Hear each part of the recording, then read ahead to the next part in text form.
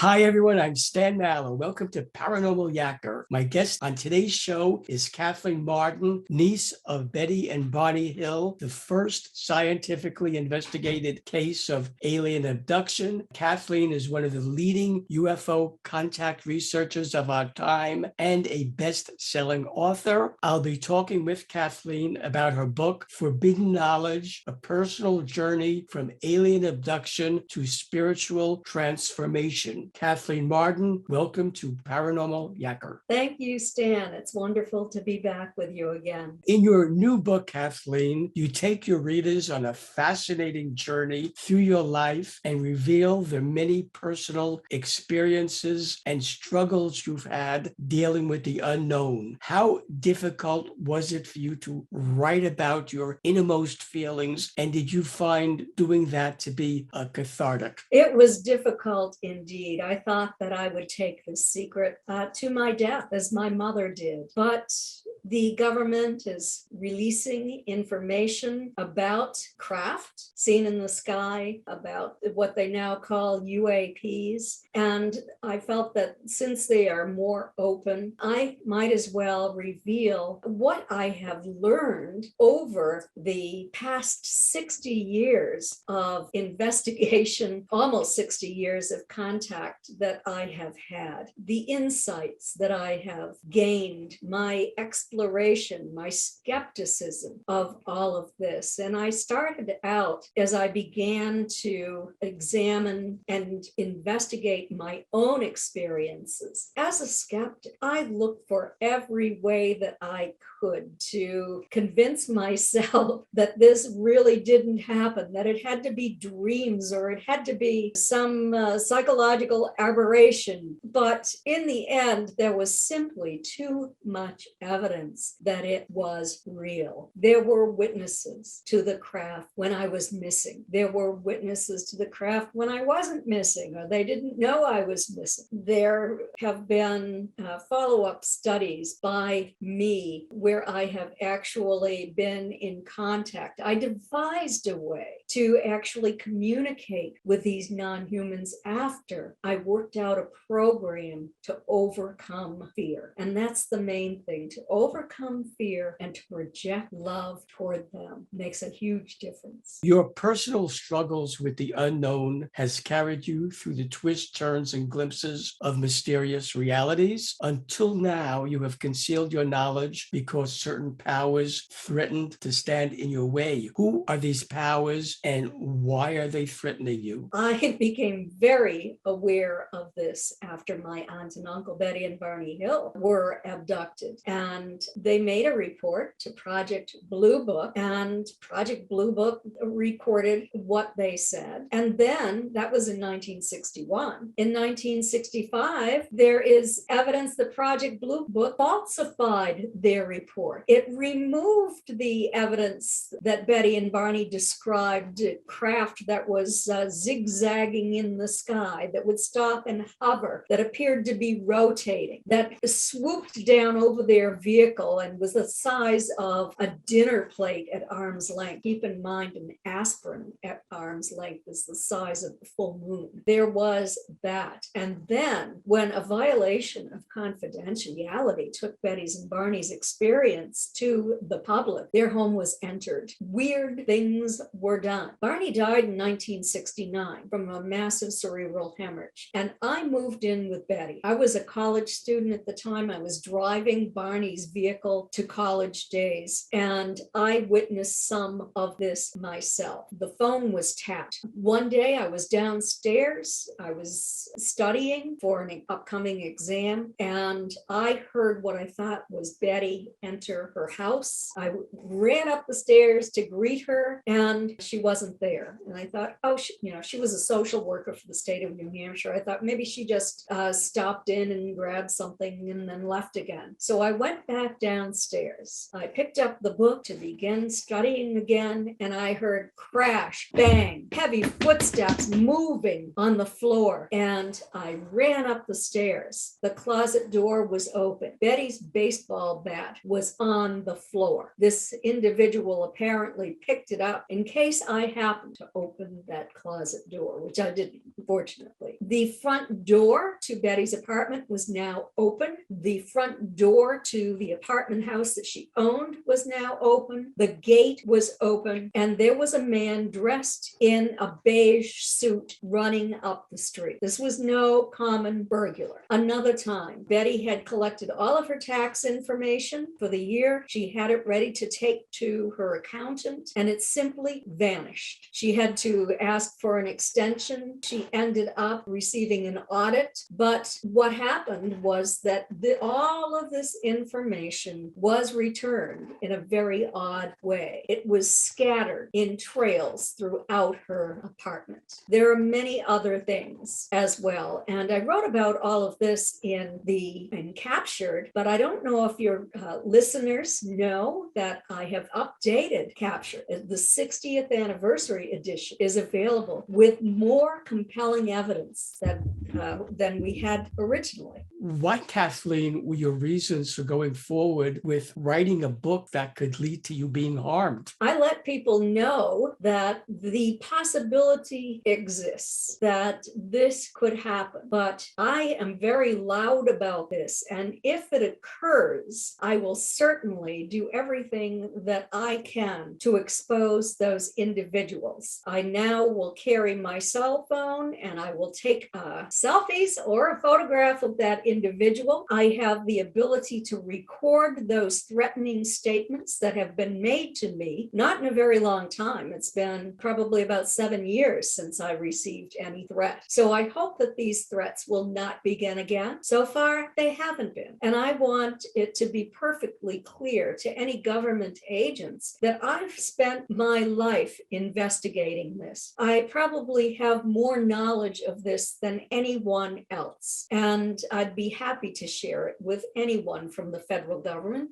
And I'll do it confidentially. I'm not going to tell my fans and my listeners this and my readers if the government wants me to keep it secret. I'm very good at maintaining confidentiality. You, Kathleen, have had a number of paranormal experiences. Could you share some of them? You know, we didn't have any paranormal events in my childhood home as far as I can remember. But after an ET craft landed on my grandparents' farm within 200, a little more than that, feet of my childhood home, we began to have these paranormal events. And, you know, my mother and I remembered being on that craft as well. So I don't know if that was the first time we were taken. I had hypnosis that indicates that maybe it wasn't the first time. But there were light orbs that began to be seen in my childhood home. And a lot of this, I was off to college. I was not always there to witness some of this. But when I was in college, I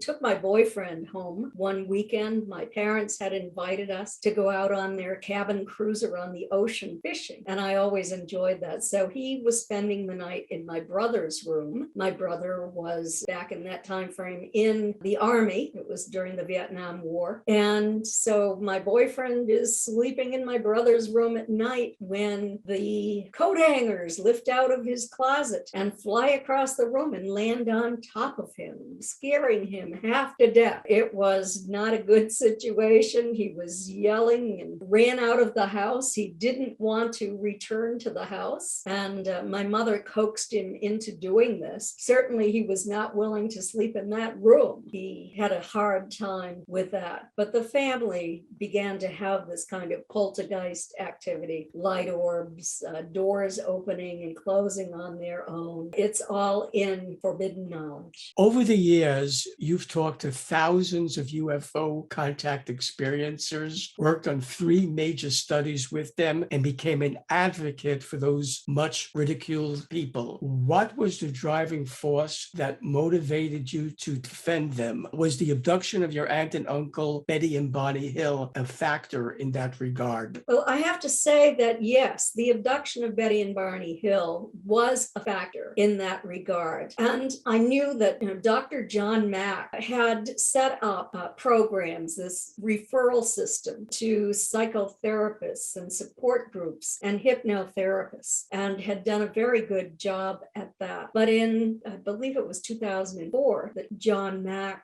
was hit and killed in England by a car, by a drunk driver. And things were beginning to fall away after his death. And I didn't want to see experiencers suffer. I knew how Barney suffered. Betty, not as much. I suffered personally. And I wanted to set up a program for people so that they could talk with someone, a trusted person, in confidence. And I started doing this for experiencers by myself. And then in 2011 to about 2013, I started to do this slowly. And then as my team at MUFON expanded and grew, I was training people on how to do this. Our members have to have a working knowledge of UFO abduction and contact, and have to be kind, caring individuals. And so there are so many people now, 60 about, that you can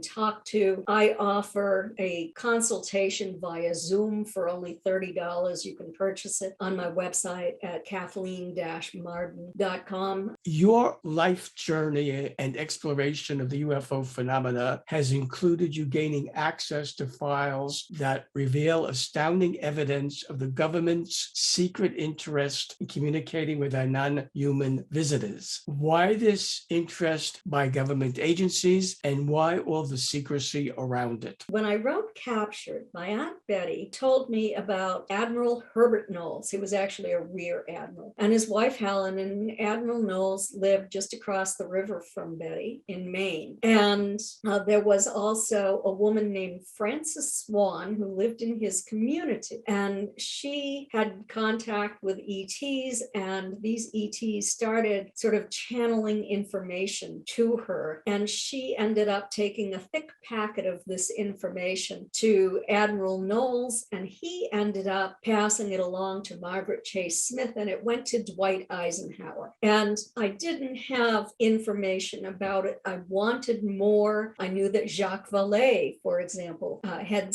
a little bit of information about this program. Alan Hynek had a little bit of information about this program, but I wanted the evidence. I tried to contact the family. I couldn't find anyone who had it, but then I put out the message over the airwaves. And fortunately, it's about more than 10 years ago now that Admiral Knowles' granddaughter came to me in Exeter, New Hampshire at the Exeter UFO Festival and handed me that packet of information. It contained communication between Admiral Knowles and Wilbert Smith, brilliant engineer, and the Canadian government's UFO director in their two projects on extraterrestrials, electromagnetic energy. And so here it was. I hit a gold mine of information. But back then, when I had it, it was so inappropriate scientifically that I just put it in my files for many years. And it was at a much later date that I decided to pull it out, to look at it, to see what the kind of information these entities were giving to humanity. I had acquired more information about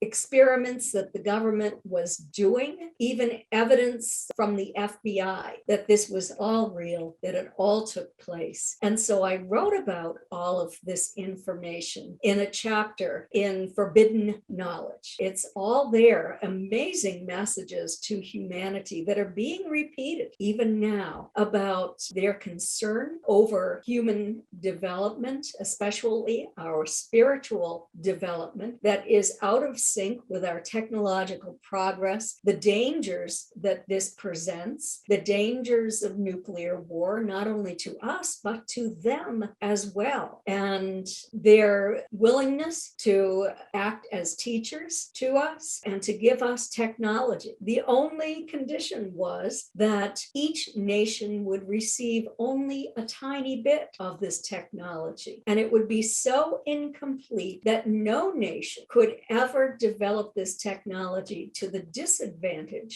of any other nation. So, we haven't cooperated yet. I don't know if we ever will. I hope that we will. But all of that information is in that chapter. It's just fascinating. Along with a team of researchers, you carried out a multi-year communication experiment in search of answers to questions we all have about our neighbors from other galaxies. I would now like to ask you a few questions about them. Here goes. According to your research, Kathleen, for how far back in time have extraterrestrials been visiting our planet? They say that they've been here for thousands of years, that they come back periodically to check up on us and our development. But when they saw us detonating nuclear weapons, they grew concerned. So they are here on a more permanent basis now. You sort of answered the question, and maybe you'll elaborate a little bit more on the following. Why are they visiting us, and what is their ultimate game plan? Have they come here to help us and teach us, or to take from us and exploit us? It depends upon the type of entity that we're in contact with. There are some who are here to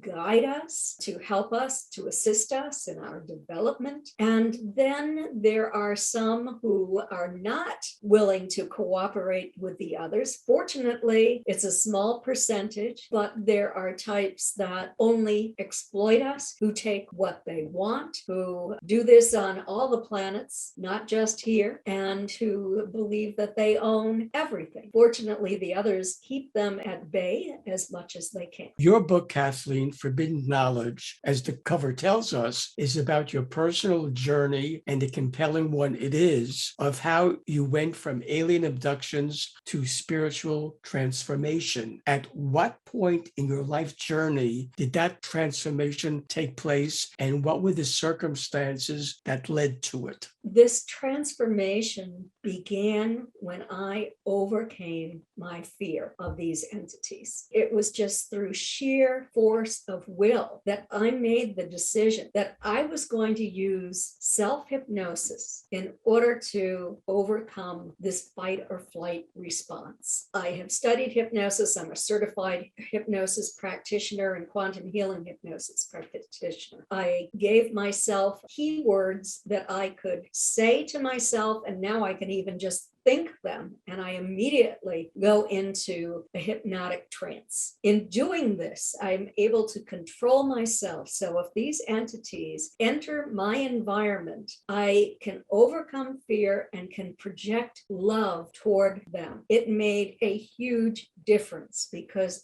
they project love toward me. They also healed me from illness, and so it's been quite positive for me since I learned how to do that. But even more positive, since my experiments and investigation with a team of researchers of the Council of Eight and the ongoing contact that I had with the Council of Eight over a 2-year period, and now periodic contact now. And the ability that I can take steps in my life through meditation to contact them when I wish to. But I sort of waver back and forth in that because I'm a person who's pretty much in the mainstream as well. I have a mainstream husband who, is a businessman, and he knows that all of this is real. He's seen evidence of it in my life, but, so I communicate and I'm in the mainstream, but I also have this ability now to communicate with these extraterrestrials when I want. Should viewers of Paranormal Yacker want to buy Forbidden Knowledge, a personal journey from alien abduction to spiritual transformation, a book that is, and I'm sure you have to be proud of it, #1 new UFO book at Amazon, how do they do that? They can purchase the book at Amazon. I'm so proud that it went to #1. It's not #1 anymore, but it did go It to was there. #1 for a while after it was released. You can also purchase autographed copies from me at Kathleen-Marden, MARDEN.com. Kathleen Marden, I thank you for being my guest on Paranormal Yacker. It's always a pleasure yakking with you. Thank you so much. And it's always a pleasure yakking with you as well. Hi, everyone. This is Stan Mallow, the Paranormal Yacker. I hope you enjoyed the interview you just watched so that you don't miss any of my upcoming shows, where each week you'll find me yakking with a different outstanding guest. Be sure to subscribe to my free YouTube channel. All you have to do is press the subscribe button on your screen.